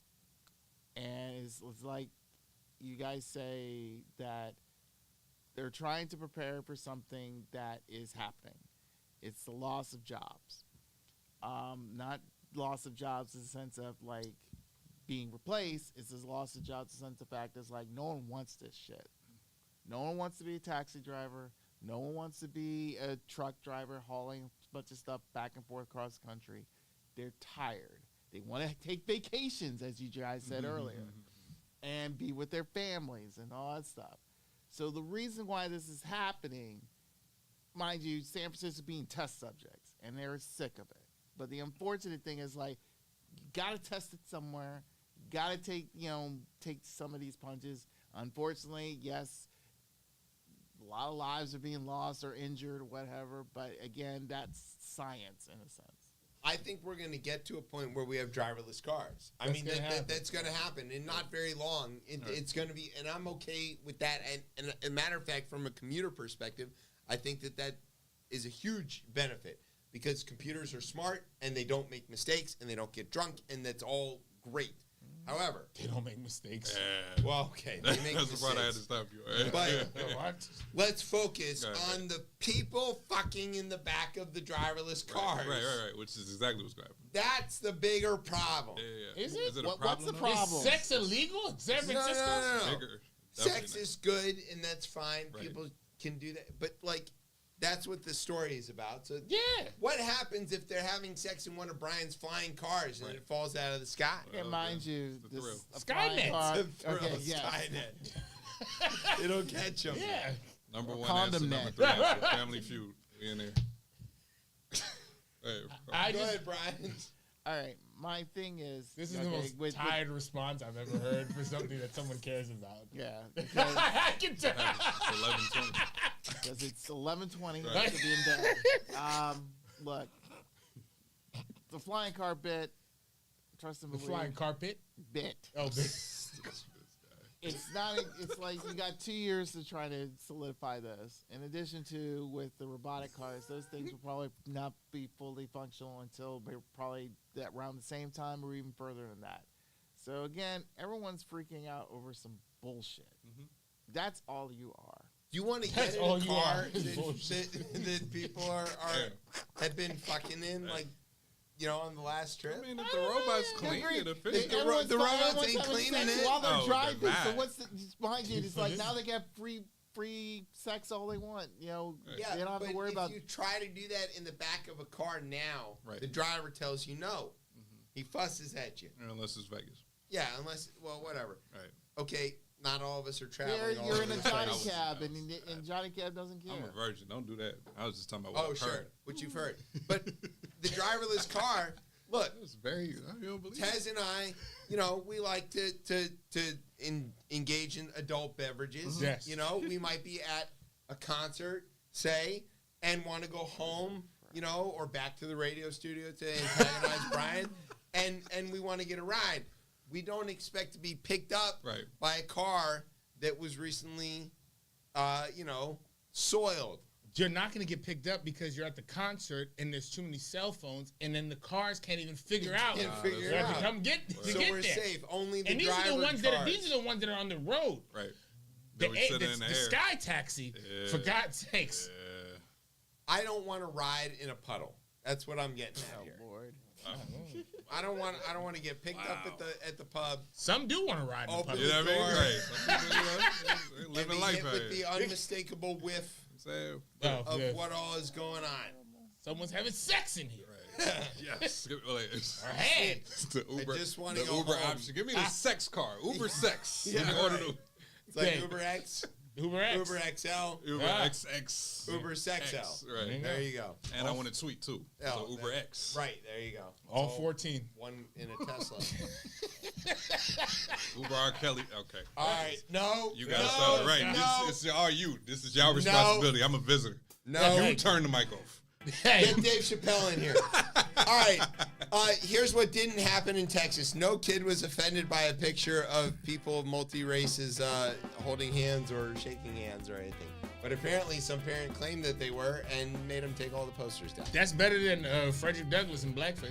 That's, Y'all didn't see that one, the animated one? That is Don't wanna amazing. touch- I'm just saying. That is Don't want to touch amazing. that. They had an What is the animated. segue that we're not going into. You're It's not even brilliant. going to that story. Sign A up for the Florida woman Patreon. We might talk suspected about of that. murder. A Florida woman suspected of murder accrued additional charges after she asked police for a Diet Mountain Dew and then, quote, poured it all over herself in an attempt to scrub forensic evidence from her body because she thought that it would destroy the DNA evidence, despite the fact that she was covered in blood after killing her roommate and setting the house on fire. Gotta use Coke. Yeah. Much, obviously. Which Coke? I mean, how much Coke? What evidence you trying to get rid of? Diet Coke. Atlanta-based Coke. Hey, there you go. Yeah, different kind. Yeah. All right. I'm a Mexico guy. You hear the Mexico? What? You hear the Hear the Mexico? Mexico. Killing me. It's okay. I said geometry. You're good. Yeah, You can say, you know what I'm saying? Like, you're good. Yeah. All right, you hear the music, which means it's time to go. So thanks, JP, for hanging Thank out with you. us. You've been a tremendous All effort. shapes and sizes. yeah. I've been, look, you've been doing it all. I gotta get you. That was brilliant. That It's was, geographically accurate. Hey, there you go. All right, thanks to our radio partners, KUT Austin, Maui's public radio station, Shut up. KHPR. Go help the folks in Maui, Please. by the way. What? Yeah. For the love What? of God. What? I Weird. wrote that. That was kind of weird. I'm conscientious. Okay, I guess. Whatever. That was our last show. I and hope y'all enjoyed. Right. Yeah. Who's going to cancel us? Fire ending. Oh my God. I can't top that. Look at these dead ass birds. Hey, I'm just saying. I can't. Oh my God. I can't. Oh my. I literally. Oh, God. That's ain't mine. Take us off the All right. air. Thanks to NOTN. Thanks to our digital Us media talking meatball, is how we Isaac got Young. here. Thanks to our home on the interwebs, CoPlayMedia.com. And thanks as always to our family here at Beltway Radio for making us sound as smooth as Fonnie Willis's DC accent. All right, where can everybody find you on the social medias and stuff? No. No. No. I'm on a rhombus. Oh my God. Follow us on what used to be called Twitter at ChipChat and find us on Facebook or Instagram at RibChipChat and probably on Threads. Don't listen to Tez. I'm Chip, that's Tez. I've been that's telling you about JP. this climate shit from the I can't beginning. deal with him anymore. All right? He's on fire. You're listening to ChipChat on Beltway Radio and beyond. Sweeps.